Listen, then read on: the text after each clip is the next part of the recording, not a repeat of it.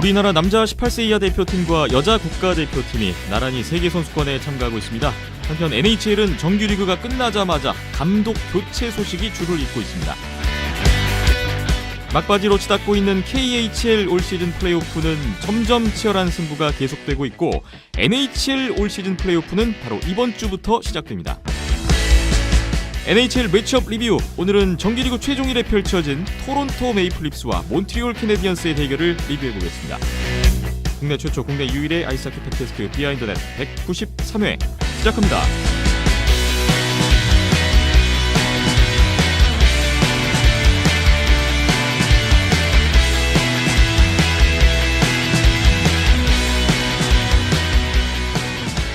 (193회로) 인사드리는 비하인더넷입니다. 오늘 4월 9일 화요일 낮에 녹음을 진행하고 있습니다. 안녕하세요, 김태범입니다. 박힘찬 PD, 이현석 기자 오늘도 함께할게요. 안녕하세요. 네, 안녕하세요. 안녕하세요.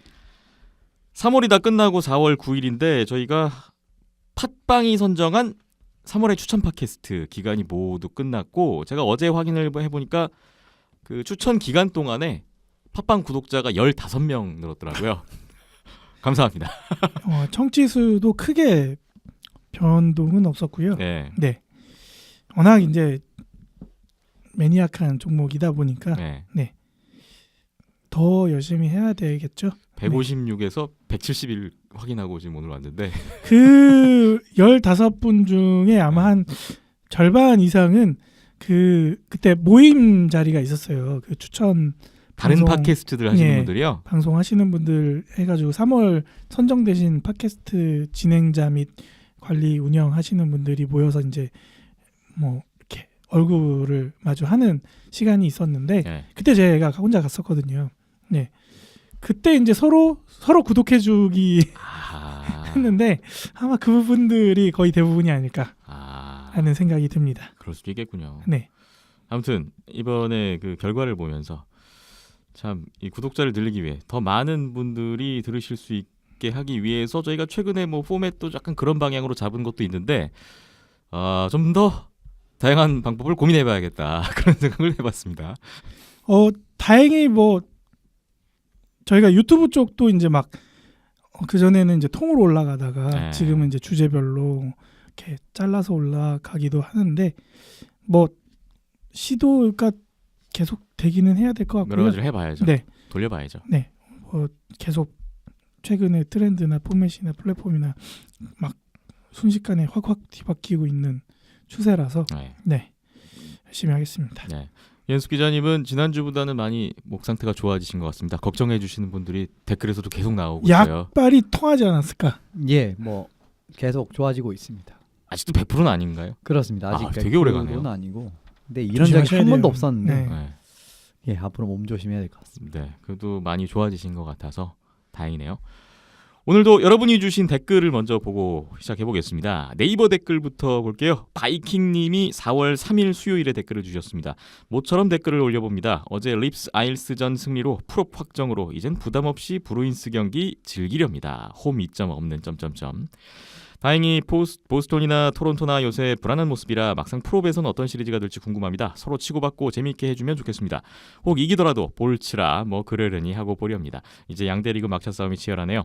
동부는 헵스가 일정이 제일 안 좋아서 불안해 보이고 서부는 콜로라도나 아리조나 일정이 만만치 않아 쉽지 않네요. 리뷰전인 캡스 볼추전은 못 봤습니다. 대신 센스가 립스를 잡는 건강에 해로운 경기만 보고 말았습니다.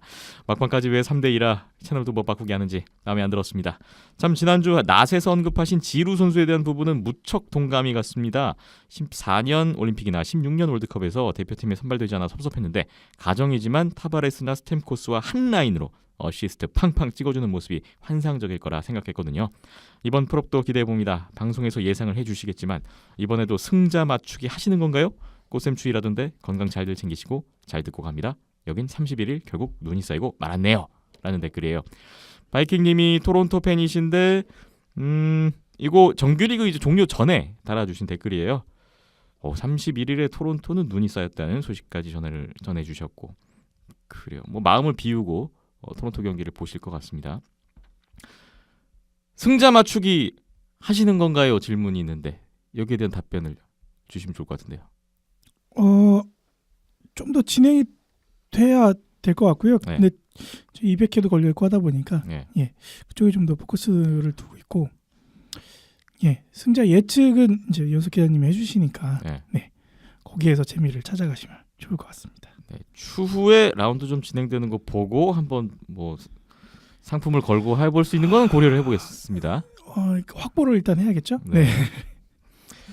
바이킹님 오랜만에 댓글 반갑게 잘 읽었습니다. 감사합니다.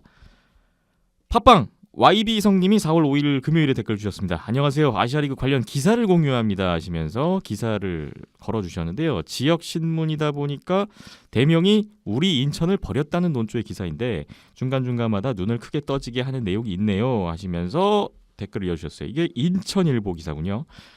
연간 약 50억 원의 구단 운영비를 사용하며 인천 지역 경제 활성화에 직간접적으로 영향을 끼쳤다. 이 부분에 대해서 다시 한번 하이원이 생각나셨대요. 이 감독과 선수들로 50억입니다. 라고 하이원과 좀 비교를 하셨던 모양입니다. 그리고 서울의 둥지를 틀겠다는 것. 이 부분에 대해서는 아시아리그가 지속되면 서울 아니면 강릉으로 갈 거라 생각했는데 반대로 됐네요. 강릉 하키센터는 어떻게 써먹을 건지. 네, 지금 서울 강릉에 대한 언급된 기사를 보시고 또 이 서울에 관련된 말씀 주셨고 그 다음 내용이 이번 시즌을 끝으로 폐지되는 아시아리그가 대신 새롭게 출범하는 국내 리그에 총력을 기울이겠다는 입장이다 라는 부분. 이 부분에 대한 코멘트는 문장도 비문이고 내용도 엉성한 부분이 있다. 오버일 수도 있다. 이렇게 바라며 구단과 다른 기자에게 문의를 했습니다. 오피셜은 없거나 한참 기다려야 할 것 같아요. 그러나 마음이 싱숭생숭한 건 어쩔 수 없네요. 하셨고 마지막 부분에 구단에 메일을 보내놓고 기다리다가 힘이 들어서 전화를 하셨대요. 대명 직원부는 사실이 아니다. 미정이다. 4월 중에 결론이 난다고 했습니다. 그리고 한라 직원부는 탈퇴 관련 논의가 없었다고 하네요. PD님, 기자님 정리 부탁드립니다. 라는 댓글이에요. 그러니까 떠도는 소문들에 의해 확산된 잘못된 뉴스의 대표적인 예라고 생각을 하시는 게 맞을 것 같고요. 네. 뭐 하나 결정된 게 없었다고 저희도 계속 방송에서 언급을 해드렸었고, 뭐 회의가 예정돼 있거나 뭐 취소가 됐었고, 뭐 최근에 와서 4월달에 들어와서 이제 국내 내부적으로 그리고 이제 일본 쪽과 이렇게 교류가 오가면서 논의가 진행이 되고 있는 상황인데, 정해진 거 없는데 다 정해진 것처럼 얘기를 한 거는 잘못된 거고요. 네. 그거는 바로 잡아 보셔야 될 것 같고요. 아시아리그 폐지 안 된답니다. 네, 이따가 저희가 국내 뉴스에서 말씀을 드릴 다룰 거죠. 건데요. 네. 뭐 끝 폐지 이거 얘기는 구단들끼리 공식적으로 오피셜로 나온 거는 전혀 없었으니까 너무 크게 걱정을 안 하셔도 될 것 같고, 또 서울의 등지를 틀겠다는 것도 아직 미확정이죠. 뭐 그때 대명킬러웰즈 공지사항에서도 뭐 서울이냐 강릉이냐 이런 후보군들이 있다라고 언급이 됐지 서울의 둥지를 틀겠다고 확정지어서 얘기는 나온 적이 없습니다. 네. 그래서 단순히 기사만 보고 생각이 굳어지시면 안 될 것 같고요. 좀 더 계속 논의 중인 걸로 알고 있거든요. 네. 그래서 이따가 조금 더 말씀을 이따가 덧붙여 좀 드리도록 자세히 말씀드리면서 하겠습니다. 걱정을 덜 드릴 수 있었으면 좋겠네요. 네. 그래도 이거 YB 성님이 직접 막 구단에다 전화하시고 기자한테 문의하시고 대단하십니다. 얼마나 궁금하고 답답하셨으면. 그렇죠. 야. 응원하는 팀이 이게 리그가 갑자기 팀이 사라지는 것도 아니고 리그가 사라진다고 하면은 걱정될 만하죠. 이러한 그 팬들의 관심과 염원이 좀 좋은 결과로 나와야 될 텐데. 그리고 구단 쪽에서도 이렇게 문의 오고 하는 거를 그냥 가볍게 여기지 마시고 이러한 관심이 지금 아니면 또 언제 있겠습니까? 네. 좀 더 무겁게 그리고 소중하게 받아들여 주셨으면 좋겠네요. YB 성님 감사드리고요. 잠시 후에 저희가 또 직접 들은 내용을 전달해 드릴 수 있도록 하겠습니다. 다음 댓글 폴 피핀과 실버버그님이 4월 3일에 수요일에 댓글 주셨습니다. 이번 주도 변함없이 잘 들었습니다. 요 몇 주 회사 일이 바빠서 댓글 못 달았어요. 이현숙 기자님 감기 빨리 회복하시길 바랍니다. 애노하임은 올 시즌 초 반짝하더니 하염없이 추락하여 서부 최하위 바로 위에 시즌을 마감하게 되었네요. 남은 경기에 상관없이 킹스만 누르고 시즌을 마치네요. 다음 시즌은 어떨런지 모르겠어요. 우리의 위니펙은 2경기를 남겨놓고 1위 확정을 못하고 있습니다. 결국 못했네요. 남은 2경기 너무 힘들고 중요한 상황이 되었네요. 지난주 하덴낫에 낫으로 선정되며 마지막에 어려움을 겪고 있네요. 위니펙을 응원하고 계십니다. 200회 특집으로 100회째처럼 방송하고 싶은 분을 초대하고 끝나고 맥주 한잔하며 신나게 하키 이야기했으면 어떨지 모르겠어요. 개인적으로는 아스피린 03님 초대하시면 정말 좋을 것 같아요. 저도 만나보고 싶고요. 제가 작년 가을에 NBA 전문 팟캐스트에서 사람들 모여서 이야기해보니까 너무 재미있고 좋았었어요. 맥주 마실 때 개인당 3만 원 회비 받으시고 더 먹게 되면 다시 각출하면 어떨런지요. 이미 날짜 빼고 다 정하신 것 같은데요. 저희가 모르는 거를. 저희 200회 특집을 저희보다 더 구체적으로 지금 기획을 하고 계십니다. 그러네요. 이렇게 하면 어때요? 3만 원씩 회비 받으시고 근데 더 먹게 되면 각출하고. 정작 김태범 아나운서가 함께하지 못한다라는 거. 함께할 수 있는 날짜가 잡히면 좋은데 비 오는 날을 정확하게 예측해 잡아야 되는데. 뭐 월요일로 네. 뵙자고 하기는 제가 너무 죄송하고. 그렇죠. 이 아이디어 한번 생각해 주세요. 팬 여러분과 함께할 수 있는 게 일단 우선이니까. 예, 네. 그러니까 팬분들을 한 자리에 같이 모여서 Q&A를 하자라는 처음에 이야기는 말씀을 드렸었잖아요. 네. 아니 근데 이제 장소나 시간 뭐 또 일단 제일 중요한 건 김태범 아나운서 스케줄이고요. 그게 가장 중요한 부분이고, 네. 예, 그래서 그거에 모든 포커싱이 있다 보니까 뭐 여의치가 않다면은 이제 온라인으로 하자라는 거였는데 5월 안에 일요일 저녁이면 제가 맞추어 보겠습니다. 일단 그쵸, 야구가 비가 많이 와야 되는데 야구가 5월까지는 요새 가뭄이라 낮 경기이기 때문에. 네. 일단은 네. 네. 좀 더 논의를 하고 시기를 조절하는 게 맞을 것 같습니다. 네. 어쨌든 네, 좋은 굳이 아이디어 뭐 감사합니다. 200회 특집 아니어도 네, 뭐 이렇게 좀 시간 뭐 몇몇 이렇게 시간 맞고 하면은 따로 뵈면 되죠. 뭐 그래도 그렇지 되긴 않을까요? 됩니다만. 네. 마지막 문장이 너무 재밌었어요. 폴 피핀과 실버버그님 참고하겠습니다. 의견 고맙습니다. 4월 8일에도 댓글을 주셨어요. NHL 정규 시즌이 끝났네요. 우리의 제치는 시즌 마지막 날 경기를 이기며 센트럴 2위로 플레이오프에 올라갑니다. 시즌 마지막 거센 돌풍을 일으킨 블루스가 1라운드에서 만나네요. 많이 껄끄러운 상대여서 2위 한 게 너무 아쉬워요. 매치업 리뷰 경기는 일요일 아침 늦게 일어나서 3피리어드부터 봤는데 마지막까지 열심히 하는 헵스 선수들에게 박수를 보냅니다. 매치업 리뷰 경기는 정말 재밌게 잘 봤습니다. 전 제츠의 시즌 마지막 날 경기와 프레데터스 마지막 경기를 더 주의 깊게 보게 되더라고요. 프레데터스의 승리로 제츠의 1위는 물 건너갔지만 이겨서 2위여서 다행이네요. 예. 참 센트럴 1, 2, 3위가 끝까지 알 수 없는 상황이었는데 결국은 이제 정해졌어요. 아무 차이도 없습니다. 솔직히 말해서 세 팀 아무 차이도 없고요. 네. 맞다. 그리고 NIM 앞에 언급을 드렸는데 킹스보다 하나 위라고 너무 좋아하실 필요 없는 게 네. 정규 시즌 4판 만나서 1승 3패라서 아하. 그거는 또 이제 결국 5대5다. 결국 이제 네. 펀치를 주고 받았다.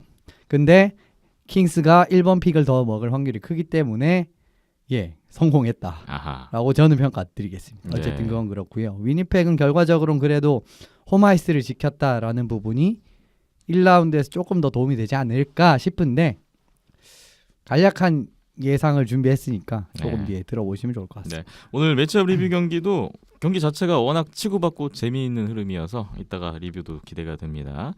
잠시 후에 전하겠습니다. 댓글 감사합니다. 아스피린 03님, 폴 피핀과 실버버그님이 만나보고 싶어 하시는 분인데요. 역시 192회에 만캐시를 후원해 주시면서 댓글을 주셨습니다. 4월 8일 댓글입니다. 흐흐흐흐흐. 가슴 졸이면서 봤는데 내슈빌이 센트럴 디비전 1위로 정규 시즌을 마무리했네요.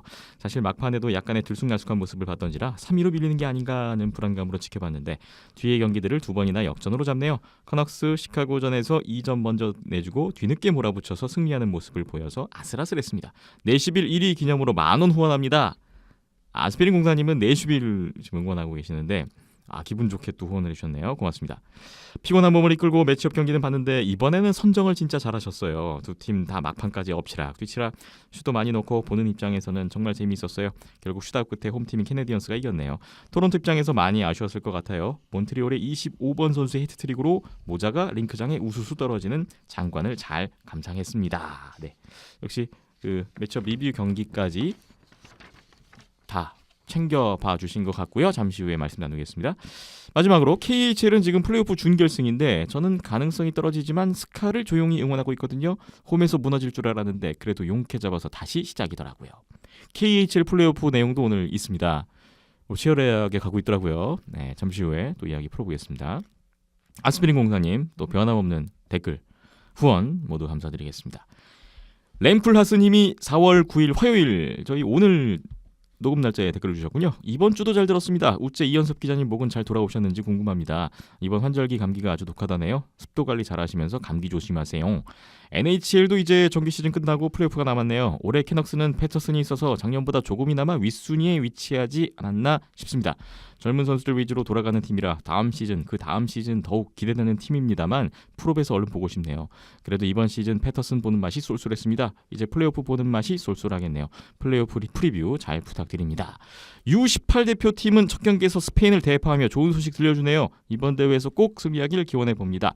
아참 SBS 야구 하이라이트 프로그램 보다가 김태범 아나운서님 목소리 듣고 참 반가웠네요. 라는 댓글입니다. 아유 고맙습니다. 야구도 챙겨봐 주시고 밴쿠버 응원하시는데 패터슨 활약에 그래도 희망을 보신 것 같습니다. 잘한다고 했는데 잘해서 괜찮았는데 근데 패테르선 선수가 결과적으로 후반기에 굉장히 힘이 많이 빠졌습니다. 그러니까 굉장히 좋은 모습 보여줬던 전반기랑은 좀 판이한 모습 보여줬고 그 반면에 이제 세인트루이스 블루스의 조던 비닝턴 선수가 이달의 루키를 2번이나 수상을 하면서 지금 제 생각엔 비닝턴 선수가 올해 신인상을 받지 않을까 싶어요. 이제 이런 부분은 좀 패트슨 선수한테는 좀 아쉬운 부분이고 물론 뭐 기자들이 뽑고 공격수 좀 좋아하고 이러면 결과적으로는 경쟁력은 있다라는 부분은 아직까지 좀 희망을 가지시면 좋을 것 같고요. 커넥스 그래도 순위가 그렇게 높지 않았죠. 최종적으로. 그 말은 또 이제 드래프트에서 좀 좋은 순위를 얻을 가능성이 높다라는 부분으로 해석하시면 될 것 같으니까 조금씩 생각보다 빠르게 이제 좀 팀이 정비가 되는 것 같아서 그런 부분은 좀 앞으로도 이어지면 좋지 않을까 싶습니다. 네, 또 퀸 휴즈라는 유망주가 또 있잖아요. 그렇죠. 네, 뭐 다음 시즌 계속해서 좀 희망은 있는 것 같아요. 지금 마지막 부분에 활약을 하는 모습 같은 걸 보면은 공격을 풀어주는 모습 이런 부분에서 참 좋은 모습을 보여주고 있는데 근데 사실 시즌 후반기라서 별 의미가 없는 부분에서의 활약일 수 있거든요. 그러니까 시즌이 이제 좀 초반이고 이를 중요할 때도 휴즈 선수가 물론 뭐 휴즈 선수가 정말 성장치가 최대로 왔을 때는 거의 뭐 NHL에서도 수준급인 수비수가 될 수 있을 거지만 내년에 좀 이제 정규 레귤러로 딱 잘 잡았을 때 모습을 일단 보시는 것도 중요할 것 같습니다. 그렇군요. 아스피린 공사님이 댓글을 달아주셨는데 여기에 청소년 대표의 활약은 결과표로 확인했는데 큰 점수 차이에 셧아웃이라서 기뻤어요. 전에 한라 2군과 연습 경기할 때도 형들과 비등비등한 경기를 해서 재미있게 구경했거든요. 다른 경기도 화이팅하기를 기원합니다. 라고 달아주셨습니다. 청소년 대표팀 18세 이하 대표팀 소식 잠시 후에 전해드릴 거고요. 램쿨라스님이 192회 3,000캐시를 후원해 주셨네요. 네, 댓글 후원 또 감사드리겠습니다. 아스피린 03님이 오늘 4월 9일 화요일에 댓글을 주셨습니다. 아방가르드 옴스크와 살라바트 우파의 경기를 봤는데 정말 팽팽하게 이를 데 없었어요. 점수를 못 내도 팽팽한 접전이었어요. 여기도 플레이오프도 서든데스로 계속 경기하는 방식인데 아시아 리그에서 본 터라 반갑더라고요. 연장 1피리어드를 보고 시간이 늦어서 잤는데 아침에 보니 연장 108분 19초. 아방가르드의 골로 끝났나 보네요. 3차 연장 같습니다. 3차 연장. 네.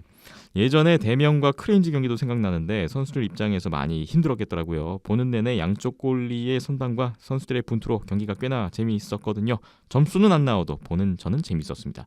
요 근래 날씨가 종잡을 수 없는데 다들 건강 조심하시고요. 현삼 기자님의 목 건강도 무사하셨으면 좋겠습니다. 이번 주도 다들 화이팅하세요. 댓글 주셨어요. 감사합니다. 그 현석 기자님의 목 건강은 덕분에 많이 나아졌고 네. 연장 경기는 보는 사람들 긴장하게 하고 참 재미있는데 플레이오프에서의 또 연장이 이렇게 나오니까 더 살라바트 재밌네요. 결국 홈에서 졌거든요. 3차 연장 끝에. 네. 그래서 뭐 팬들이 거의 죽을 상이더라고요.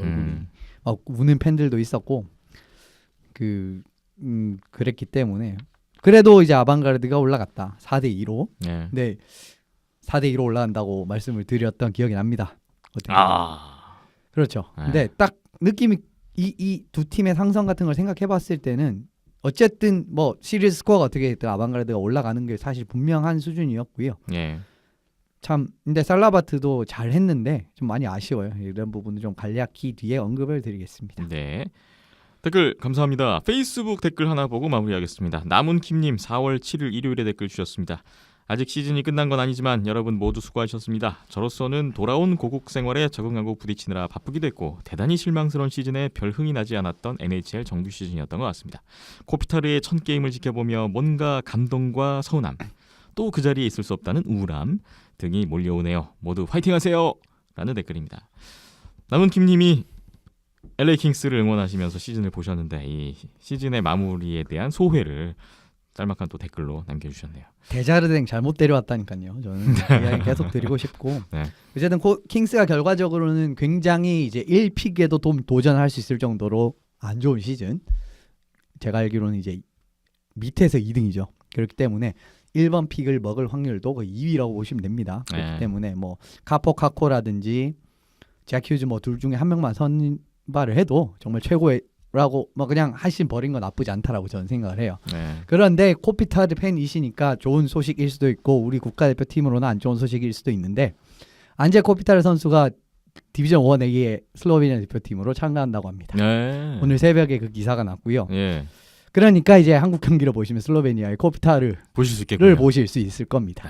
왜냐하면은 지금 벨라루스도 떨어졌고 그렇죠. 카자흐스탄도 바리스가 아주 일찍 시즌을 접으면서 좋은 선수들이 많이 나올 것 같아요. 네. 그런 부분에서 이제 사실 슬로베니아도 충분히 승격을 노릴 수 있는 팀으로서 코피타르를 영입을 했다는 거고요.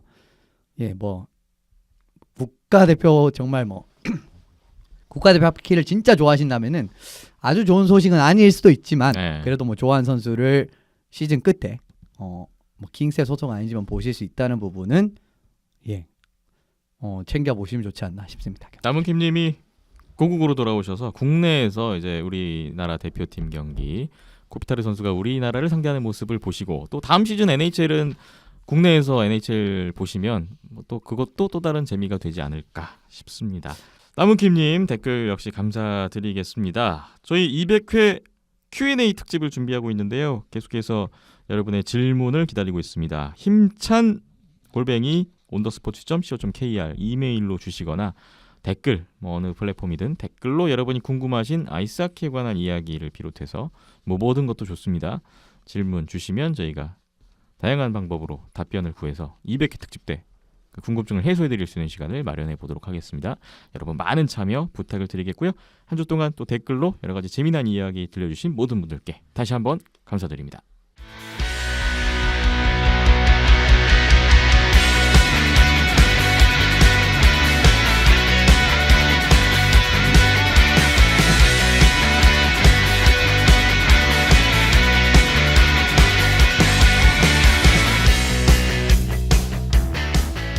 비하인드넷 193회 오늘 첫 번째 소식으로 국내외 하키 뉴스를 살펴봅니다. 오늘은 국내 뉴스부터 살펴볼 텐데 우리나라 남자 18세 이하 대표팀 그리고 여자 국가대표팀이 함께 지금 세계선수권에 출전해서 경기를 치르고 있습니다.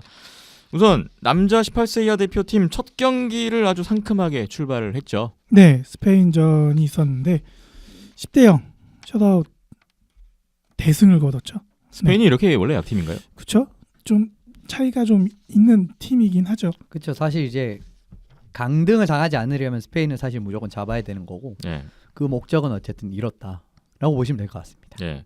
지금 리투아니아에서 치러지고 있는 18세 이하 대표팀의 경기인데 오늘 4월 9일 화요일 저녁에 루마니아와의 경기를 시작으로 이제 4경기가 더 남아 있습니다. 네, 시간대가 다 좋아서 챙겨보시기 좋을 것 같은데 다 리투아니아 그 유튜브에서 다 중계를 해주는 것 같더라고요. 네. 그래서 매번 승격을 위해서 그리고 우승을 위해서 도전을 했던 대표팀이었는데 한 끗 차이 두 끗 차이로 좀 밀리는 시즌이 계속 지속이 됐었죠. 네. 그래서 이번에 첫 단추를 잘 깼으니까 남은 경기들도 좀 잘 치러내서 이번에 좀 올라가야죠. 일본 위에 있잖아요. 네. 한국 시각 기준으로 화요일 저녁에 루마니아전, 10일 수요일 밤 10시에 폴란드전, 13일 토요일 새벽 1시 30분에 리투아니아전, 13일 토요일 밤 10시에 에스토니아전 이렇게 남아 있습니다. 일단 결과를 기다려 보겠고요. 첫 경기 했던 것처럼 아주 또 기분 좋은 승전보가 이어졌으면 좋겠네요. 네. 반면에 여자 국가대표팀은 아쉬운 결과가 이어졌던 이번 주였었어요. 지금 여자 대표팀은 국가대표 디비전 1 그룹 B에 출전을 하고 있고 중국 베이징에서 경기를 치르고 있는데요. 1차전, 2차전 두 경기를 마쳤는데 첫 경기 네덜란드에게 2대5, 두 번째 경기 중국에게도 역시 2대5, 두 경기 모두 패했습니다. 어느 정도 조금씩 세대 교체를 감행하고 있는 여자 대표팀이기도 하고 그 모습은 지난 2월 레거시컵에서 확인을 할 수 있었죠. 네. 단기간 내에 좀 많이 디비전이 상승한 여자 대표팀이긴 한데 뭐 지난번 아시안 게임 때도 그랬고 뭐 올림픽 때도 마찬가지였고 레거시컵 때도 마찬가지였는데 어느 정도 우리나라보다 좀 상위 디비전 내지는 상위 랭크에 있는 팀들을 하는 상대일 때는 항상 그 격차가 뚜렷하게 나타났었거든요. 네. 그 모습이 좀 이번 대회에서도 나타나고 있는 것 같고요. 원비라는 레벨이 쉽지만은 않은 무대이긴 합니다. 그래서 남은 경기들 좀 잘 치러내서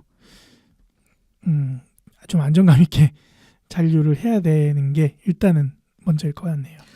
우승을 목표로 지난해 세계선수권대회에서 아깝게 2위로 승격에 실패를 했기 거기서 때문에 좀 기대치가 높아진 건 아닐까라는 생각을 이번에 하긴 뭐 하거든요. 우승을 목표로 네. 한다는 얘기로 출발을 했는데 지금 2전 2패를 하면서 사실상 우승은 불가능해졌고 예, 근데 이제 그 국가대표 은퇴한 선수들이 또 주축으로 있었던 선수들도 있고 하다 보니까 그때 지난해 세계선수권 뭐 평창 올림픽 때하고 지금 선수 구성이 절반 이상이 다 바뀌었잖아요. 그러니까요. 뭐 신소정 선수를 비롯해서 네. 예, 주축으로 뛰었던 선수들이 대거 바뀌고 또 많이 기아 선수나 다른 팀이 되어 뭐, 있어요. 예, 기아 선수나 뭐 이렇게 여러 선수들이 빠져 있다 보니까 좀 감안을 해야죠. 감안해야 되고 그게 이제 단기간 내에 또 이게 다시 재정립되는 건 아니니까요. 네. 하나하나 다시 또 쌓아간다는 느낌으로 채워가야 될 것 같고 또 굉장히 어려졌잖아요. 대표팀이. 예. 그래서 원비라는 좀 큰 무대에서 또 그 첫 데뷔를 하는 또 무대이기도 하니까 그런 부분에서 얻는 경험치는 또 상당하리라고 생각이 듭니다. 네. 우리나라 여자 대표팀 남은 경기가 오늘 화요일 밤에 폴란드전 있고요. 10일 목요일 밤 9시에 카자흐스탄전 있고 12일 금요일 오후 5시 30분에 라트비아전 이렇게 남아 있는데 남은 세 경기에서는 승리를 해서 그래도 지금 현재 상황에서 주어진 여건에서는 좀 가장 좋은 시나리오로 끝났으면 좋겠습니다. 좋은 소식을 기다려 보겠고요. 국내 소식 마지막으로 아시아리그 소식인데 업데이트된 내용을 좀 전해드려야죠. 네, 일단은 일본 쪽과 논의들이 계속 오고 가고 있는 상황에서 일본 쪽에서 관계자가 이제 한국으로 와서 뭐 아시아리그를 계속 지속되게 하기 위해서 논의를 시작했다고 하고요. 굉장히 긍정적으로 양 국가팀 관계자분들 모두 아시아리그의 중요성과 또 필요성을 알고 있기 때문에 이거를 뭐 없애고 폐지하고 이런 거는 언급되지 않았고요. 예. 어떻게 지속하고 또 어떻게 이거를 또 발전시켜 나가는가. 뭐 최근에 하이원 아시아리그 탈 때 얘기하기도 있었고, 다음에 크레인즈 팀 해체 소식도 있었는데 점점 팀 수는 줄어가고 있는데 뭐 경기 수는 물론이거니와 이 아시아리그를 어떻게 또 확장하고 발전시킬 수 있는가에 대해서 논의가 지난번에 저희가 이제 아시아리그 회의가 취소가 돼서 이거 언제 다시 논의가 될까라고 걱정을 했었는데 빠른 시일 내에 재개가 되고 시작이 돼서 굉장히 활발하게 그리고 긍정적으로 진행이 되고 있다고 하더라고요. 그러면 각 구단의 대표자들, 뭐 관계자들의 지금 의견이 모아진 거는 가장 중요한 거는 내년 다음 시즌에도 아시아리그를 한다. 네. 이거군요. 한간에 돌았던 거는 뭐 아시아리그 뭐 1년만 해서 양 팀 다 이렇게 유예 기간을 두는 거 아니냐 막 이런 얘기들도 나왔었는데 전혀 팀 내에서는 그런 이야기들이 없었고요. 당장 다음 시즌에도 아시아리그는 이어갈 거고 다음 앞으로도 오래 가기 위해서 노력을 할 것이다. 계속적으로 지속적으로 아시아리그를 유지해 나가기 위해서 논의를 하고 있다 하고요. 뭐 각 국가별 그리고 팀별로 이제 원하는 조건이나 요구 환경 사항들이 있을 텐데 그 부분들을 이제 조율하는 시간들이 이번 달 안으로 좀 정리가 되지 않을까라고 이야기들이 나왔고요. 일단 가장 중요한 건 경기 수겠죠. 지금 남은 포인트가 일단 큰 거는 합의를 했으니까 네. 남은 포인트가 그러면 어떤 것들이 있는지 궁금한데 일단 경기 수요? 일단 경기 수가 지난 시즌까지는 이제 4개 측에서 일본 쪽 4팀 디비전 나누고 이쪽에 한국 3팀과 사할린 팀에서 4팀 디비전 나눠서 같은 디비전 내에서는 3라운드에서 6라운드 그리고 상대 디비전에서는 2라운드씩에서 4라운드 제로 운영이 됐었는데 네. 한국 쪽에서는 이제 지금 디비전을 이렇게 유지할 수 있는 상황이 안 되잖아요. 하이원이 빠지고 크레인즈가 빠지고 뭐 3팀씩 된다라 하더라도 전체적으로 또 게임 수가 많이 줄어들기 때문에 네. 때문에 이제 6라운드제로 전체로 다시 가야 되지 않느냐라는 요구가 있는 것 같고요. 일본 쪽 같은 경우에는 이제 계속적으로 4라운드제를 주장했던 거는 이제 금전적인 부분이 가장 큰 거였으니까 비용적인 부분에서 예. 그런 이유가 있었던 터라 그런 부분에서 이제 일본 쪽에서 어떻게 또 조율이 들어갈지 또 논의가 앞으로 될 것 같고요. 예. 그다음에 크레인즈 팀이 뭐 앞서 지난번에 이현석 기자님께서 전달해 주신 것처럼 그 삿포로시에서 운영을 하기 위한 회사를 만들고 더 만들어서 팀 이름도 홋카이도 히가시 크레인즈로 바꿨습니다. 홋카이도 히가시 크레인즈라는 팀으로 새롭게 시작하는 참관을 거죠. 하는 거죠. 예. 그래서 크레인즈란 이름을 어쨌든 그대로 가져오는 거는 허가를 했기 네. 때문에 그래서 얘기 나오는 거는 일단 쿠시로에 그대로 남아서 쿠시로 경기장을 홈 경기장으로 쓰고 이제 숙소나 이런 것들이 이제 일본 재직 회사의 소유인데 이거를 뭐 당장은 뭐 숙소로 옮기고 그런 기반 사항들을 확보하기가 어려움이 있으니 뭐 임대하는 조건으로 유예 기간을 둔다거나 이런 식으로 또 자기네들끼리 준비하는 것 같더라고요. 근데 이제 아시아리그 같은 경우에는 이제 새로운 팀이 이제 참가를 하게 되면은 뭐 참가비부터 해가지고 뭐 여러 가지 심사하는 것들이 있잖아요. 그래서 이 팀이 이제 아시아리그에 참가를 시키느냐 마느냐 이거를 이제 심사하는 게 앞으로 4월 22일 날 그 운영 회의가 있다라고 하더라고요. 그래서 4월 22일이요. 네, 그래서 이때 최종적으로 결정이 되지 않을까라고 말씀들이 나왔고요. 예. 뭐 그렇게 해서 히가시 크레인즈가 참가를 하게 된다라고 하면은 아시아리그는 뭐 7팀 체제로 가게 될 테고 그게 아니라면은 이제 6개 팀 체제로 가거나 아니면 또 다른 방안이나 제안이 나오겠죠. 그러면 이 크레인즈가 아시아리그를 같이 하느냐 안 하느냐부터 해서 팀 수가 결정이 돼야 경기 수도 같이 결정이 될 거 아닙니까? 그렇죠. 그리고 4라운드제로 가면은 1년에 30경기 미만이잖아요. 6팀이서 4라운드면은 정규리그 20경기고요. 각 네. 팀당 7팀이어도 24경기. 그거밖에 안 되니까 6라운드로 계산하면 그래도 30경기, 36경기 나오네요. 예, 그래서 이제 최소 30경기 이상은 해야 되지 않나라는 뭐 제 생각도 있고요. 네. 근데 30경기 정도만 돼도 그냥 올림픽 단축 시즌 수준인데. 그러니까요. 그래서 가장 좋은 거는 팀이 더 늘어나는 건데 늘어나거나 한 당장은 8라운드 하거나. 그렇죠. 근데 8라운드 해야 지금 7팀일 때 48경기 예전 수준 나오네요. 그러니까요. 근데 이제 8라운드를 하면은 뭐 원정 갔을 때 해외 원정 갔을 때 체류 비용부터 시작을 해서 여러 가지로 비용이 기하급수적으로 늘어나니까 네. 또 일본 팀이나 아니면은 뭐 여러 가지로 부담스러운 요건들이 발생이 될 테고요. 그래서 아마 그런 부분들이 계속적으로 좀 이달 안에 논의가 되지 않을까 싶고요. 예. 네. 이달 안으로 논의가 되고 확정이 돼야 뭐 일단 지금 당장 대명 킬로웰즈는 연고지 문제도 있고요. 그리고 5월 달이면은 이제 국내 선수들은 또 재계약 시즌이잖아요. 그래서 그런 계약부터 해서 또 결정돼야 되는 사항들이 줄줄이 이어 있다 보니까 네. 네, 많은 것들이 걸려 있네요 이번 달 안에. 데미안 킬러웰즈 연고지 뭐 마지막으로 언급이 됐지만 인천을 떠나는 거는 지금 기정사실인데 어디로 가느냐는 아직 논의 중이라는 거 다시 한번 정리를 해드립니다. 네, 그러니까 앞서 댓글 소개에서 나왔듯이 뭐 서울로 확정이다라는 거는 아니고요.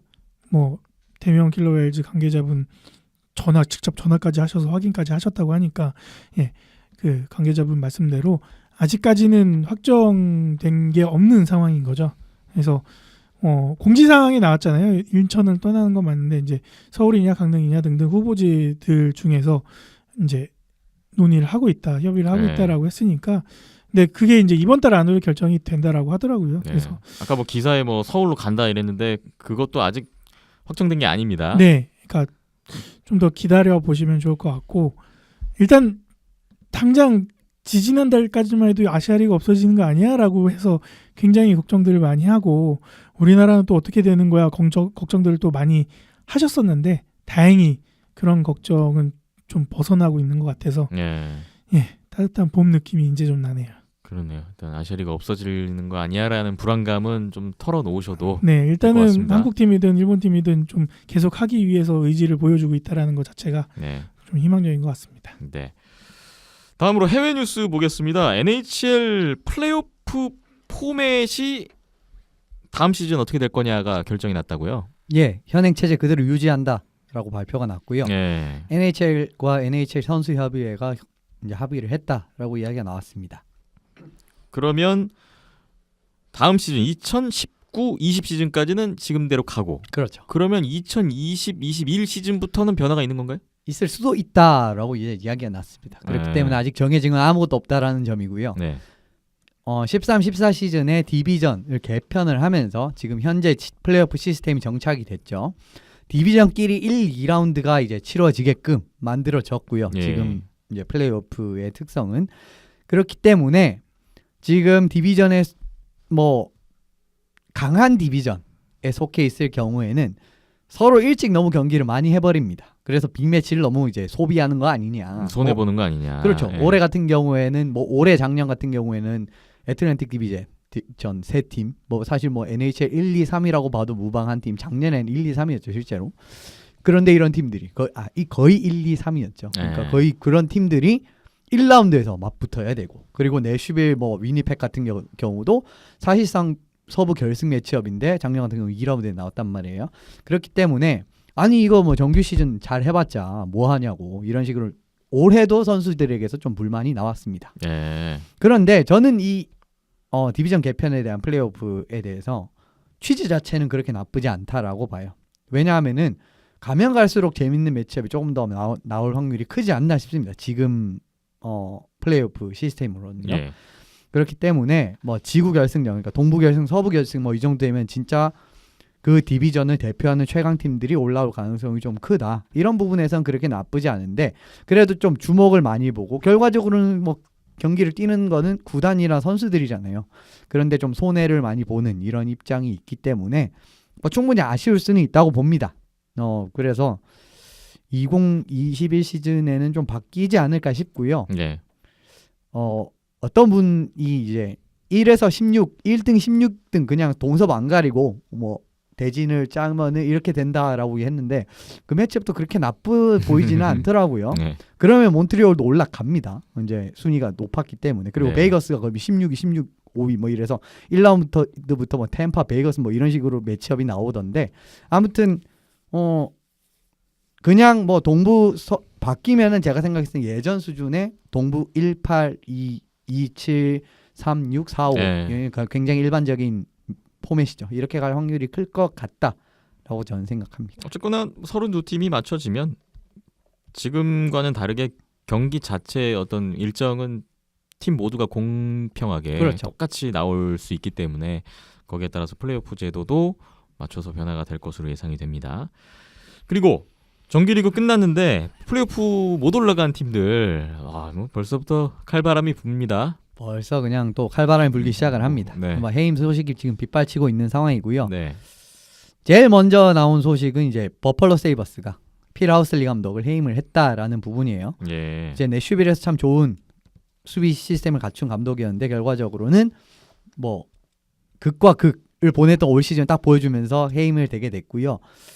그냥 뒷자리는 토드 맥클러렌 씨가 올 가능성이 유력한데 이 부분은 LA 킹스도 지금 맥클러렌 씨를 좀 노리고 있다라는 이야기가 있습니다. 네네. 그래서 좀 지켜보시면 좋을 것 같고요. 인기 좋네요, 맥클러렌 감독. 그렇죠. 뭐 세너지 샤크스 감독일 때 굉장히 좋은 성과를 남겼던 감독이기 때문에 네. 뭐 좀 러브콜이 있을 것 같고 뭐 알레인 비뇨 뭐 이런 감독들도 아직 남아 있기 때문에 옵션 자체는 꽤 있다라고 저는 생각을 합니다. 예.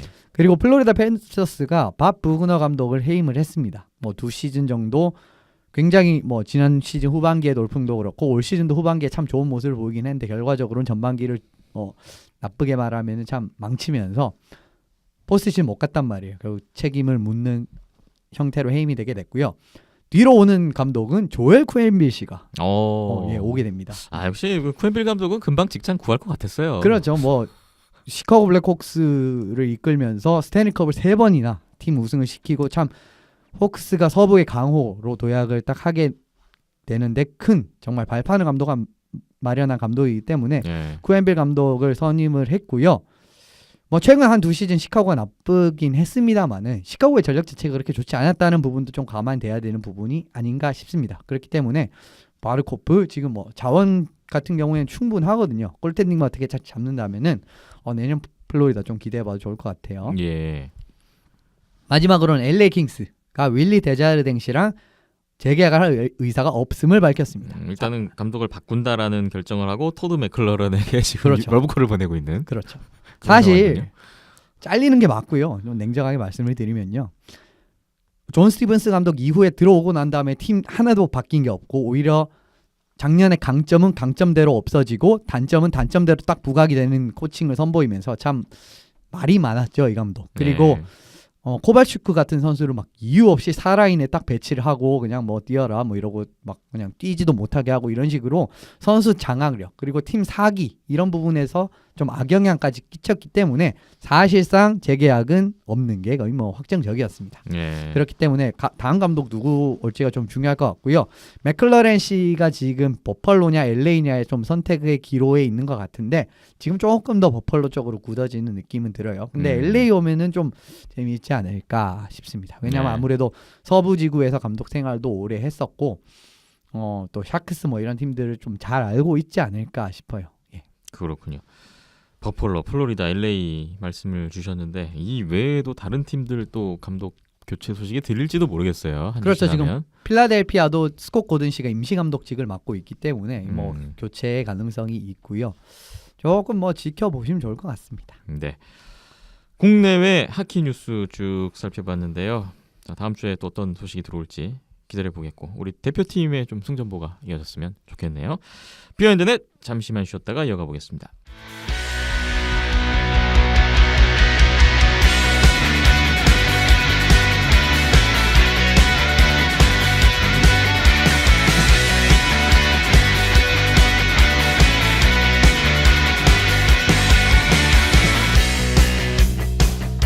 네, 이번에는 KHL 플레이오프 상황 살펴보겠습니다.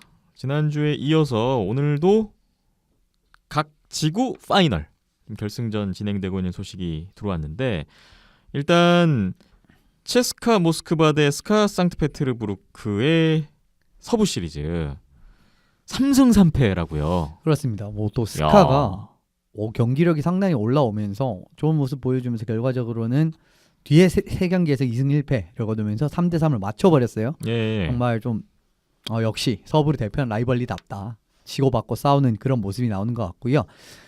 저는 3차전을 어쨌든 승부처에서 스카가 좋은 모습 보이면서 잡았을 때 그래도 아직은 모르는데 이랬다가 4차전의 경기를 보고 4차전은 진짜 일리아 소로킨 선수가 3대0 이제 또 셧아웃 승리를 거두면서 완승을 거뒀단 말이에요. 그래서 좀 어렵지 않을까 싶었는데 마지막 또 6차전에서도 승부처에서 또 스카가 굉장히 좋은 모습을 보여주면서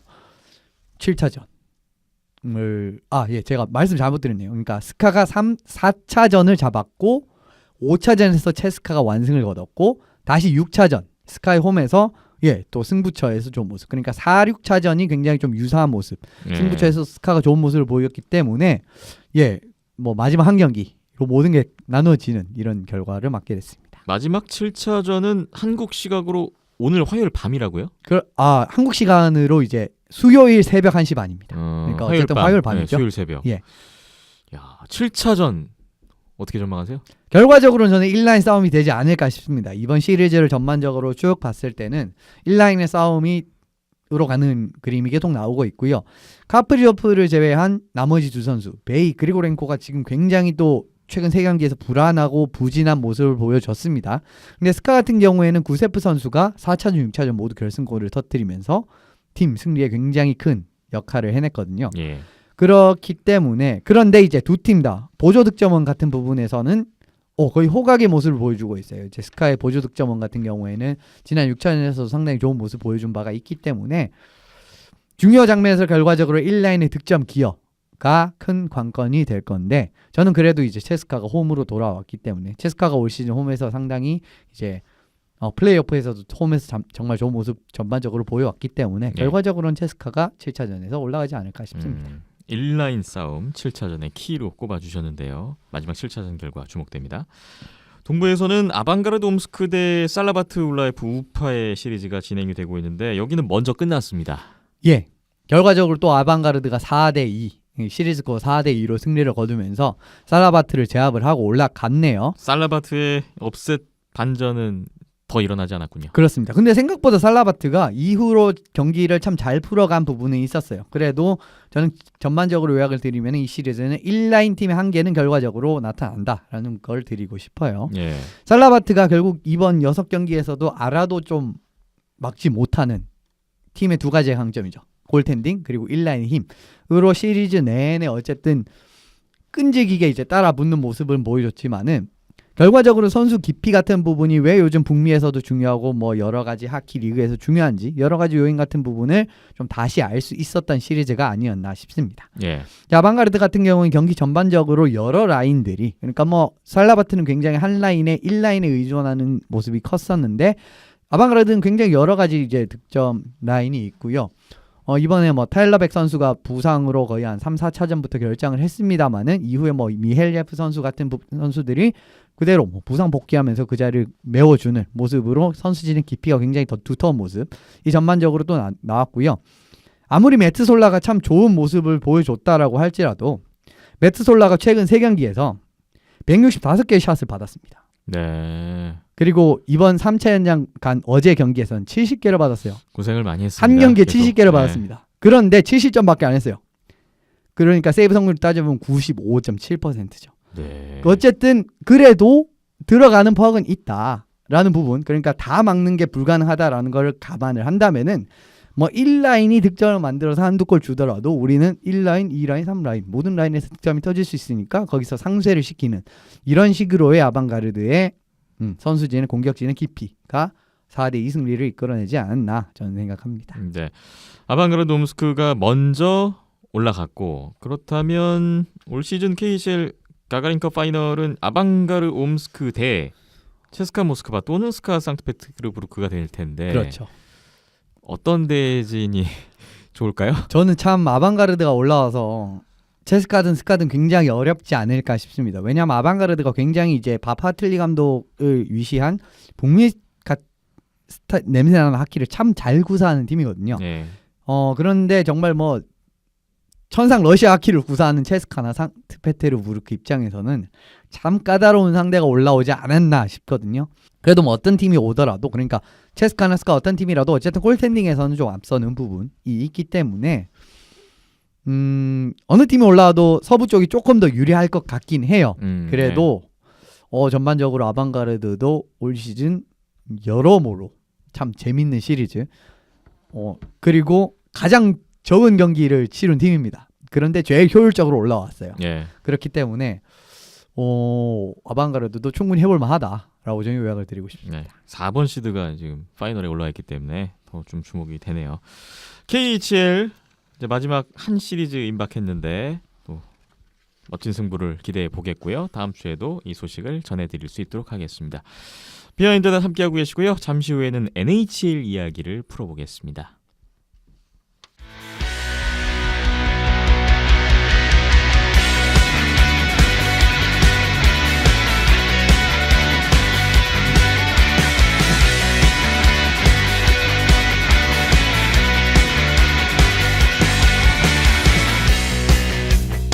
네, NHL 경기 리뷰 시간입니다. 지난주에 예고해드린 대로 오늘 살펴볼 경기는 한국 시각으로 4월 7일 일요일 아침에 벌어졌던 토론토 메이플립스와 몬트리올 캐네디언스의 대결입니다. 정규리그 마지막 날에 치러졌던 경기고요. 이 두 팀 순위가 걸려 있었다면 훨씬 더 주목을 받고 재미있는 매치가 됐을 텐데 두 팀이 이미 지금 순위가 정해진 상태에서 붙은 거라 그 점은 아쉬웠습니다만 경기 자체는 굉장히 재밌었어요. 그래서 저는 좀 김이 빠졌습니다. 그러니까 네. 별로 막 다득점 경기가 나도 별 의미가 없지 않나? 이런 느낌이었고요. 사실 네. 몬트리올이 막차 좀 경쟁하면서 재밌게 갔으면 했는데 오히려 그 전 경기에서 탈락을 해버린 바람에 좀 아쉽게 됐어요. 네, 토론토는 디비전 3위, 애틀랜틱 3위가 확정된 상태였고요. 이제 보스턴과 일전을 남겨놓고 있는 상황이었고 몬트리올은 와일드카드 경쟁했지만 결국 3위로 끝나면서 플레이오프 진출에 실패가 확정됐던 그런 상황이었습니다. 양 팀의 올 시즌 4차전이었는데 그 전 결과를 보니까 1, 2차전은 두 번 다 연장이었어요. 시즌 개막전 때도 만났었군요. 토론토가 그때 이겼고 두 번째 역시 연장에서 또 토론토가 이겼었고 세 번째 경기에서도 토론토가 이겼었고 세 경기 다 토론토가 이겼었는데 과연 네 번째 결과 어떻게 됐을지요 보겠습니다. 이날 경기 정리를 좀 해드리면 1피리어드 초반에 토론토가 2대0으로 앞서 나갔던 경기였는데요. 몬트리올의 이 라이언 페일링 선수가 이날 뭐 주인공이었어요. 연속골로 동점을 만들었고 조단 윌 선수의 골로 2피리어드 초반에 몬트리올이 역전을 합니다. 3대2. 이후에 양팀이 뭐 치고받으면서 2피리어드까지 4대4의 스코어가 나왔고요. 3피리어드의 토론토가 다시 카스페리 카파넨 선수 골로 5대4로 재역전 앞서 나갔지만 3피리어드 후반에 다시 몬트리올 라이언 페일링 선수의 골 5대5가 됐어요. 결국엔 연장 슛아웃까지 갔는데 몬트리올의 라이언 페일링 선수가 또 슛아웃에서도 결승골을 넣으면서 최종 스코어 6대5 몬트리올이 또 아주 재역전승으로 승리를 가져가면서 올 시즌 정규리그 네 번째 경기 만에 토론토전 첫 승의 또 승리를 만들어냈습니다. 순위가 만약에 달려있었던 경기에 이런 경기 나왔으면 진짜 대박이었을 아주 텐데 정말 몬트리올이 최고죠. 이렇게 이기고 만약에 플레이오프 갔으면 그래도 템파라서 어려웠을 것 같긴 한데 네. 어쨌든 그래도 굉장히 극적인 그림이 나오는 거는 사실이었고요. 네. 예전에 0910 시리즈의 필라델피아 플라이어스가 이제 뉴욕 레인저스랑 마지막 경기에서 슛아웃을 이기는 팀이 이제 플레이오프에 올라가는 이런 상황이 있었습니다. 그런데 이제 필라델피아가 거기서 이겨서 8번 시드, 7번 시드로 올라갔는데 모조리 다 깨면서 스탠리컵 파이널에 갔기 때문에 네. 뭐랄까 희망을 가질 수는 있었겠죠. 근데 좀 네. 마지막 결과가 아쉽게 되었습니다. 그래도 몬트리올 입장에서는 홈에서 그렇죠. 정규리그 마지막 경기 홈에서 이 팬들에게 유종의 미라고 해야 될까요? 그렇죠. 뭐 팬들은 좀 아주 즐거워하더라고요. 네. 뭐 페일링 선수 같이 좀 재미있는 이제 것도 있었고요. 그리고 뭐 중계 방송 보시는 분들도 해외 중계를 많이 보시는 분들이면 모두 알고 계시겠지만 50년 동안 이제 NHL 중계, 아이스하키 중계를 담당했었던 밥 콜시가 이 경기를 마지막으로 은퇴를 하는 굉장히 좀 뜻깊은 또 경기였는데 네. 결과적으로 이제 포스트 시즌 진출이 좌절되면서 밥 콜시한테 조금 더 무게가 가는 뭔가 좀 그런 분위기의 중계였습니다. 네. 밥콜 씨는 이제 마지막 중계를 했다는데 네. 떠났는데 이날 몬트리올에 또 새롭게 나타난 선수가 그렇죠. 마지막을 정말 또 주인공이 됐어요. 화려하게 또 장식을 하는 이런 네. 결과가 됐습니다. 라이언 페일링 선수인데 이 선수가 데뷔전이었는데 이날 해트트릭을 했어요. 슛아웃에서도 결승골까지. 이게 몬트리올 선수로서는 데뷔전에서 3골을 넣은 게 76년 만의 일이라고 합니다. 1943년 알렉스 스마트 선수 이후에. 그리고 데뷔전에서 이제 가장 많은 골을 넣었던 선수가 1917년 5골을 넣었던 조 말론이라고 하는데 참 오랜 세월이 지났어요. 그 이후에 정규리그 마지막 경기에 이런 데뷔 무대를 가는 선수가 튀어나왔다는 점이 참 뭔가 맞물리면서 다음 시즌에 좀 기대를 해봐도 괜찮겠습니까? 라이언 페일링 선수? 근데 한 경기에 불과했기 때문에 아직까지 아주 큰 기대를 거시는 거는 좀 이르지 않나 싶고요. 네. 물론 이제 굉장히 첫 경기에서 좋은 모습 보여줬기 때문에 근데 올 시즌 앞으로 볼 기회가 없잖아요. 네. 그래서 내년에는 좀 기대감을 안고 페일링 선수가 얼마나 더 성장을 했는지 이런 부분 그리고 주포로 자리 잡으면 또 몬트리올 공격 상황이 훨씬 더 좋아지는 상황이기 때문에 좀 기대하시면 좋을 것 같습니다. 데뷔전이 인생 경기가 되는데 다음 시즌 기대를 해보겠습니다. 자, 그렇다면 토론토와 몬트리올의 이 경기 조금 더 깊게 리뷰를 해보겠습니다. 어떤 부분에 주목을 하셨나요? 굉장히 유사한 색깔을 자랑하는 두 팀이지 않나 싶습니다. 올해 같은 경우는요. 뭐 결과적으로 정규 시즌은 1승 3승 1패로 이제 토론토가 승리를 거두긴 했는데 결과적으로 유사한 팀이면 선수진이 좋은 팀이 이긴다라는 부분을 또 보여주지 않았나. 사실 이번 경기 같은 경우에는 어쨌든 몬트리올이 이기긴 했습니다만은 전반적으로 시리즈가 이제 흘러가는 양상이 그랬습니다. 예. 공격 전개의 속도 그리고 공수 전환 최근에 어떻게 보면 트렌드 뭐 매번 말씀을 드리는 부분인데 요 두 부분에서 이제 몬트리올이 크게 강화가 됐고요. 토론토는 항상 뭐 밥콕 감독이 부임한 이후부터는 또 이런 색깔이 이제 부합이 되는 팀이었기 때문에 좀 유사한 팀이었지 않았나 싶습니다. 그 유사한 색깔을 자랑하는 두 팀이라고 말씀하셨는데 좀 더 구체적으로 연습 기자님이 세 가지를 꼽아주셨는데요. 첫 번째부터 볼까요? 근데 참 이게 재밌는 게 좋은 것도 비슷하고 나쁜 것도 비슷해가지고 좀 재밌었습니다. 예. 그래서 첫 번째는 뭐냐면은 좀 퍽을 가지고 적극적으로 진입을 해서 공격을 만들려고 하는 게 1차적으로 이제 노리는 부분이다 라는 게 참 유사했었어요. 두 팀 다 이제 모두 퍽을 가진 채로 이제 상대 진영에 진입을 하는 그런 경기 운영에 능한 선수들이 상당히 많다. 그리고 한 라인에 보통 한 2명 이상은 배치되어 있다라는 부분이 공통적으로 나타나는 요인이었습니다. 네. 이런 두 선수들을 활용을 하면서 굉장히 빠르게 지역에 진입을 한 다음에 그 다음에 근데 좀 지역에 진입을 한 다음에는 좀 퍽을 돌리면서 링크를 크게 사용했던 토론토와 다르게 좀 몬트리올 같은 경우에는 빠르게 진입을 한 다음에 뭐 2대1 상황 같은 부분을 만들어서 좀 가로 패스 같은 부분을 적극적으로 활용을 하면서 슛을 만드는 차이점 이런 부분은 존재를 했지만 결과적으로는 지역에 진입하는 스피드가 굉장히 빨랐다는 부분 이런 부분이 1피리어드부터 굉장히 두드러지게 나타났고요. 예. 물론 2피리어드에는 이제 수비 굉장히 이제 라인을 뒤로 빼면서 이에 대한 대비책을 마련하는 모습이 나왔기 때문에 약간 둔화되는 모습은 보였지만은 전반적으로는 좀 가지고 진입을 하는 능력이 좀 돋보였던 두 팀이었습니다. 양 팀이 공격 전개에 있어서 그런 비슷한 색깔이 있다라는 부분을 이번 경기에서도 알 수가 있었고요. 두 번째로 넘어가 볼 텐데 이거는 아쉬운 부분도 공통적으로 맞물린다는 내용이네요. 예, 두 번째, 세 번째가 다 똑같은 거고요. 역습 수비 시에 수비 마크가 너무 꼬인다는 부분, 요게 정말 두 팀이 좀 공통적으로 나타났던 부분입니다. 서로가 이제 수비 로테이션이 꼬이는 부분. 이제 누구를 마크를 하고 이 자리에는 수비수가 들어가야 되고 이제 이런 로테이션, 수비 로테이션의 문제인데 그런 부분이 계속 나타나면서 상대방의 좀 위협적인 역습 찬스 같은 부분을 많이 허용을 하고 실제로 실점으로 나타난 부분도 상당히 많았습니다. 예. 근데 이게 또 두드러진 이유는 뭐냐면은 두 팀 다 역습 능력이 굉장히 뛰어난 팀이었기 때문에 이런 역습 수비 시에 마크가 꼬이는 문제가 더더욱 두드러지지 않았나 싶습니다. 그러면서 사실 두 팀이 굉장히 슈팅 저지율에선 굉장히 좀 낙제점에 가까운 모습을 이번 경기에서 좀 보여주게 됐죠. 네, 양 팀 모두 많은 슈팅 수를 기록했던 게 뭐 이러한 색깔의 영향이 좀 있구나라는 것을 또 한번 느끼게 됩니다. 마지막으로 세 번째 비슷한 색깔 볼까요? 굉장히 좀 아쉬운 부분인데 블루라인에서의 퍽 간수 능력이 좀 두 팀 다 약간 부족하지 않았나 싶습니다. 공격을 전개하는 과정에서 블루라인으로 퍽을 빼는 과정이 있었습니다. 그런데 이런 과정에서 압박을 들어가서 그대로 이 압박이 역습으로 이어지면서 위험한 찬스를 내주는 모습이 두 팀 다 또 나오게 됐어요. 결과적으로는 또 이것도 역습 로테이션 문제와 어느 정도는 연관이 되는 부분인데 예. 결과적으로 퍽을 관수하는 선수들에게 적극적인 압박이 들어갔을 경우에 좀 원하는 대로 경기를 못 풀어나간 모습이 정말 두드러지게 이번 경기에서 나타나지 않았나 싶습니다. 사실 시즌이 마감되는 몬트리올 같은 경우에는 이런 게 뭐 문제점이 나타났으니까 다음 경기에는 블루라인에서 퍽을 간수를 할 때 조금 더 빠르게 안쪽으로 주든지 사이드 체인지를 빠르게 하든지 아니면은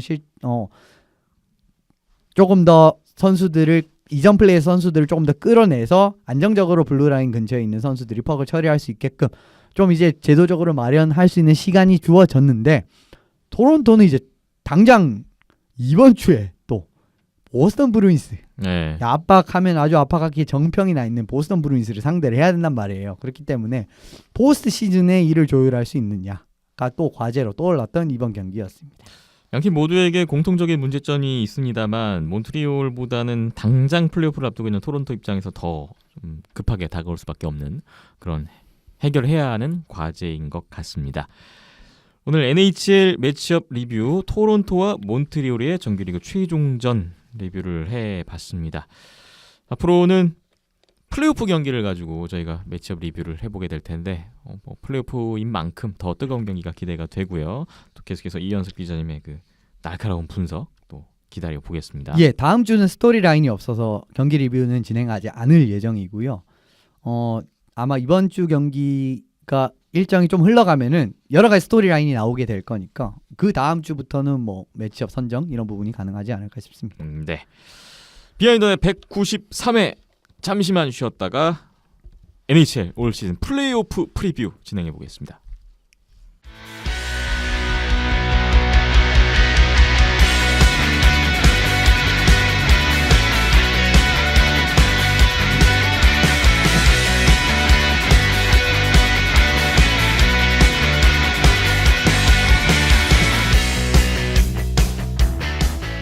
네, 드디어 시작됩니다.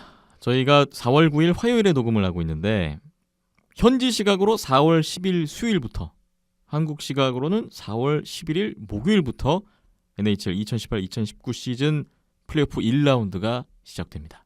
그래서 오늘 이 프리뷰 서부부터 시작을 해보겠고 캘거리 팀부터 보겠습니다. 그렇습니다. 총 16팀 8개의 시리즈인데 퍼시픽 1위로 올라온 캘거리 플레임스 대 와일드카드 2위로 올라온 콜로라도 애벌랜치 시리즈부터 관전 포인트를 들어보겠습니다. 예, 들어가기 전에 이 올해 같은 경우에는 좀 최근에 변경된 팟캐스트 방침삼 굉장히 간략하게 프리뷰가 들어갈 예정입니다. 네. 뭐 혹시 좀 더 깊이 좀 보고 싶다 이러면 제가 최근에 블로그에 글을 열심히 올리고 있거든요.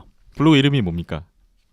티스토리의 뉴트럴 존인데 네. 그냥 다음에서 NHL 플레이오프 검색하면 그냥 제가 쓴 글이 굉장히 많습니다. 네. 그렇기 때문에 그냥 들어오실 수 있을 것 같고요. 네. 좀 더 이제 깊이 보시고 싶은 분은 또 이제 홍보를 한번 또 제가 계속 홍보해드릴 수 있는 기회를 드리겠습니다. 그렇습니다. 뭐 저희 링크 걸어두면 되니까요.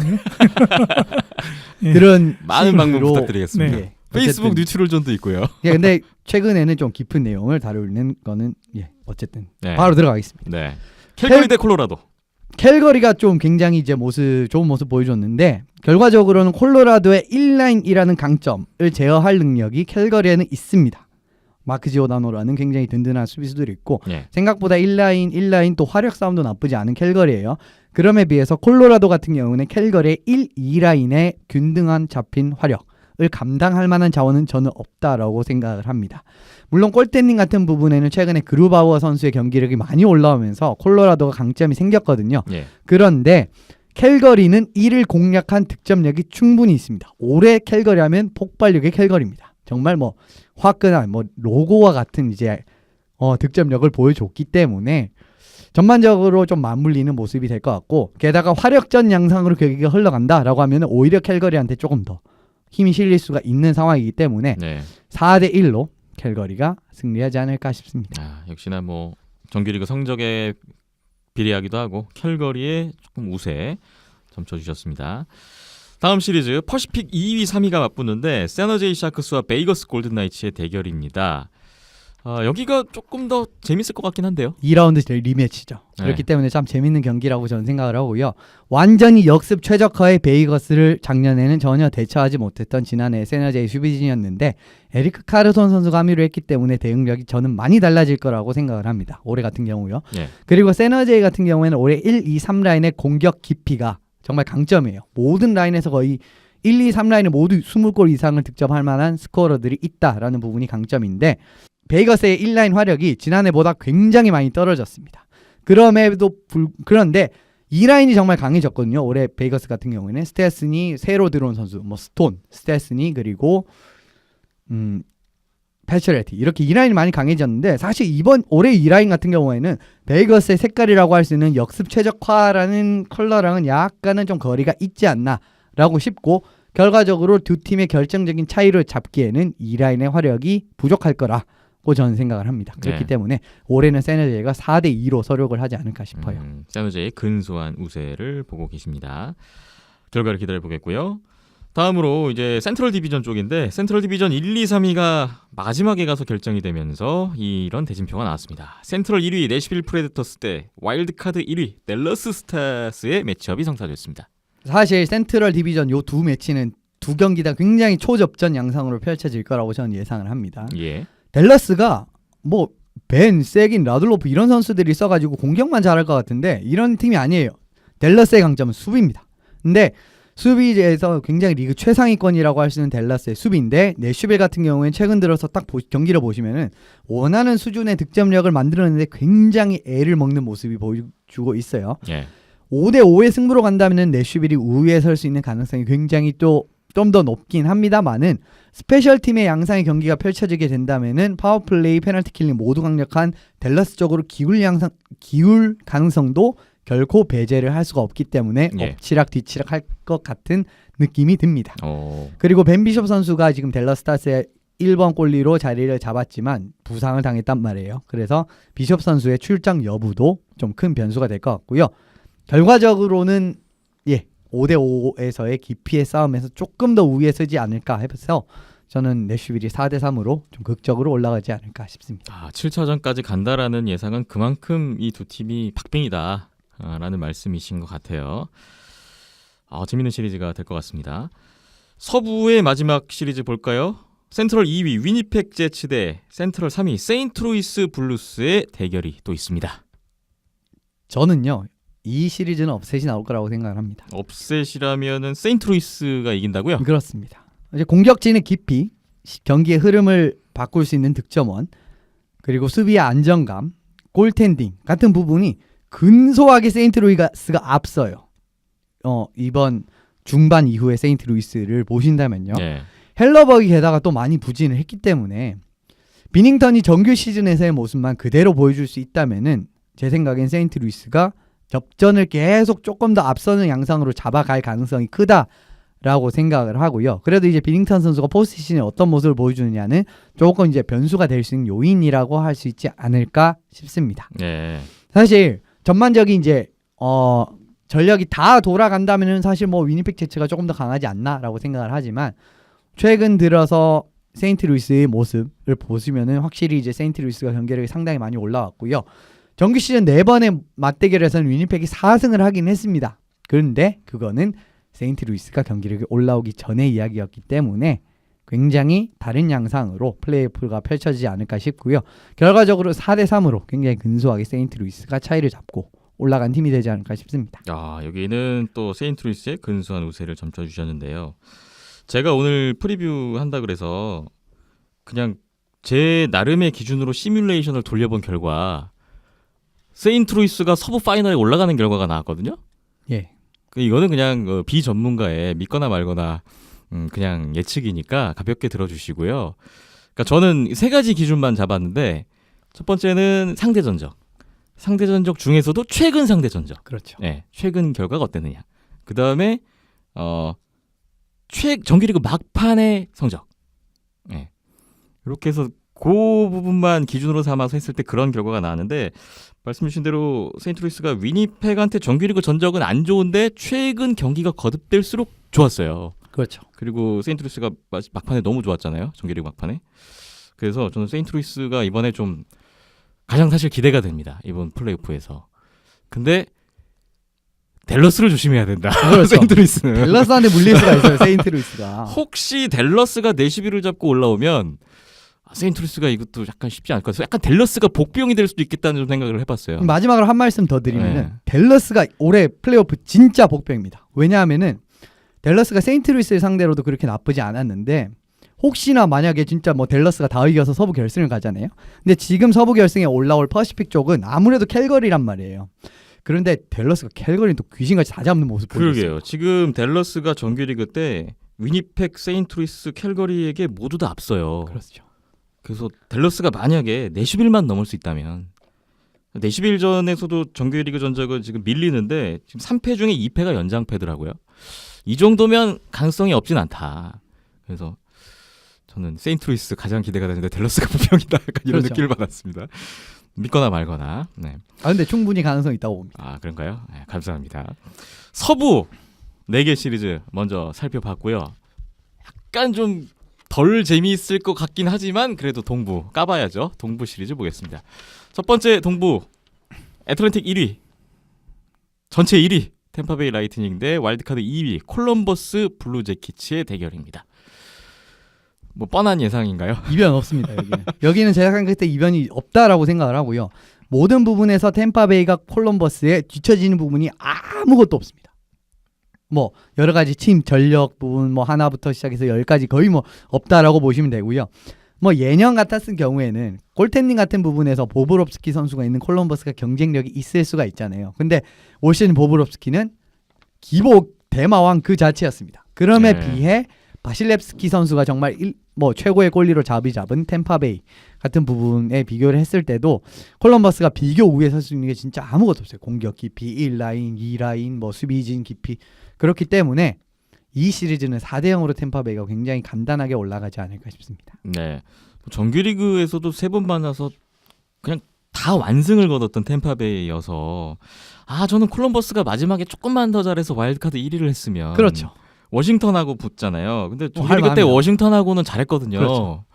그게 좀 아쉬워요. 올 시즌 동부 매치업을 딱 보시면은 그런 게 너무 많아요. 이래서 대진표가 중요합니다. 그렇죠. 그러니까 콜럼버스도 그렇고 이제 그 다음부터 계속 또 말씀을 드리겠습니다. 네.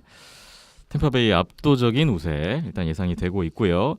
애틀랜틱 2위와 3위의 대결, 보스턴 브루인스 대 토론토 메이플 립스의 대결이 있습니다.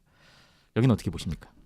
상성이 너무도 좋지 않습니다. 그러니까 이것도 두 번째 콜럼버스랑 마찬가지로 참 순위 싸움에서 참 안타까운 결과를 맞이한 토론토라고 생각을 합니다.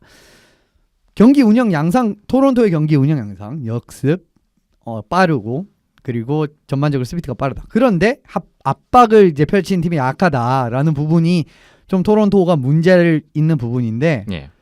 참 플레이오프 들어가면 또 보스턴이 더 강한 압박으로 이제 토론토를 옥죄할 거란 말이에요. 그런데 거기에 대한 대응책이 아주 좀 좋게 마련됐는지는 저는 사실 잘 모르겠습니다. 이런 부분이 있어서 더 고전할 가능성이 크다라고 말씀을 드릴 수가 있고요. 리그에서 가장 위협적인 1라인이 어디냐라고 물으시면 저는 최근에는 보스턴도 무조건 들어가야 된다고 봅니다. 베르제로 마샨트가 버티고 있는 1라인인데 예. 그리고 때에 따라서는 이제 파스트리즈나크 선수까지 1라인에 이제 무기를 실어줄 수가 있어요. 그런데 리그에서 가장 위협적인 1라인 중에 하나를 셧다운 페어가 없는 토론토가 어떻게 상대할지 이게 굉장히 큰 약점으로 또 작용할 것으로 저는 생각을 하거든요. 그렇기 때문에 보스턴이 4대 2로 또 1라운드를 뚫어내지 않을까 싶습니다. 저도 보스턴 쪽에 조금 더 점수를 좀 주고 싶은 것이 올 시즌에 보스턴이 홈 경기 성적이 정말 좋더라고요. 29승 9패 3OT. 올 시즌에 홈에서 두 자릿수 패를 기록하지 않은 팀은 템파베이와 보스턴뿐이었습니다. 근데 보스턴이 이번에 홈 어드밴티지를 갖고 가기 때문에 그렇죠. 그 점이 좀 유리하지 않을까. 또 토론토가 정규리그 마지막에 싹 분위기가 또 안 좋았잖아요. 너무 안 좋았죠. 예. 보스턴의 조심스러운 우세를 한번 점쳐보겠습니다. 다음 메트로폴리탄 1위 워싱턴 캐피털스 대 와일드카드 1위 캐롤라이나 허리케인스의 대결입니다. 디펜딩 챔피언과 10년 만에 올라온 팀의 대결이 됐어요. 또 이것도 참 잘못 만났습니다. 또 이 마지막에 또 꼬여가지고 캐롤라이나가 워싱턴을 만나게 됐는데 캐롤라이나가 정규 시즌 내내 워싱턴의 수비를 상대로는 이걸 깨내지 못하는 모습이 너무 많이 나왔어요. 4번 다 워싱턴이 이겼습니다. 예. 정규리그 때. 그리고 믿음직한 득점을 부재. 슈팅을 어쨌든 많이 만들어내는데 근데 슈팅도 워싱턴을 상대로는 많이 만들어내지 못했고요. 그리고 믿음직한 득점을 부재 같은 경우에는 특히 워싱턴 같은 팀으로 좀 두드러지는 약점으로 나타날 가능성이 큽니다. 예. 홀트비가 굉장히 정규 시즌에 올해도 좀 부진을 했어요. 그런데 홀트비는 포스트 시즌 들어갔을 때 제일 믿음직한 골리 중에 한 명이고요.